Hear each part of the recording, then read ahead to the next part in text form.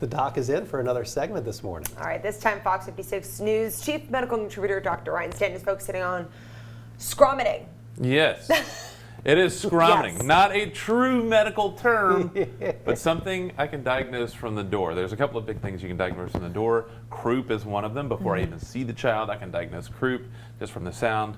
This is another one. Are we suffering from scromiting? Heck no, not even close. Okay. Woo! Until you aggressively fill a bag full of noise. That's our little saying for it. So Okay. scromiting, what is it? There are a few diagnoses I can make from the sound before I even see the patient or walk into the room, often within seconds of them even coming in the doors of the ER. This diagnosis is linked to heavy marijuana use that's sending thousands into emergency rooms across the country. It's called cannabis hyperemesis syndrome, or CHS. Well, we all have been calling the symptom scromiting for years, a mix of screaming and uncontrolled vomiting at the same time. Patients describe excruciating abdominal cramping pain, repeated bouts of vomiting that can last for hours, and a desperate urge to take hot showers, which interestingly is actually part of the treatment. CHS was first recognized in 2004, but cases have surged as marijuana potency and access have climbed. Today's cannabis products often contain 3 to 4 times the THC levels found in the 1990s.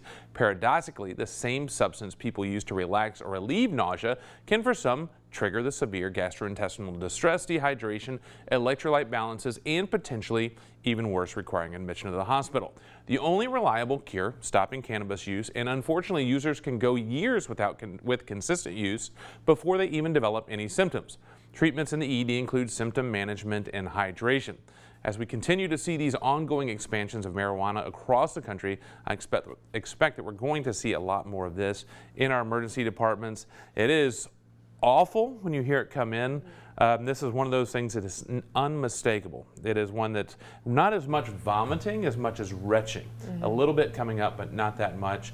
There's some medicines that we use that are pretty effective, but unfortunately this is one of those things that it's difficult to help people understand that sometimes what they think is helping with GI issues is actually making them worse. Yeah, I can assume it's so terrifying for people going to the ER with this. When they do walk through the door though, what happened? Like, do you immediately come to them? Like, what's kind of the game plan with that? Anybody that uncomfortable, of course, we're going to try to address them as quickly as possible, get them comfortable as quickly as possible. It's getting that IV access, getting the fluids on board. There's some medicines, napsine droperidol, a great medicine that tends to help with this as well. And then interestingly, capsaicin, what's in pepper, is a great treatment that people naturally use.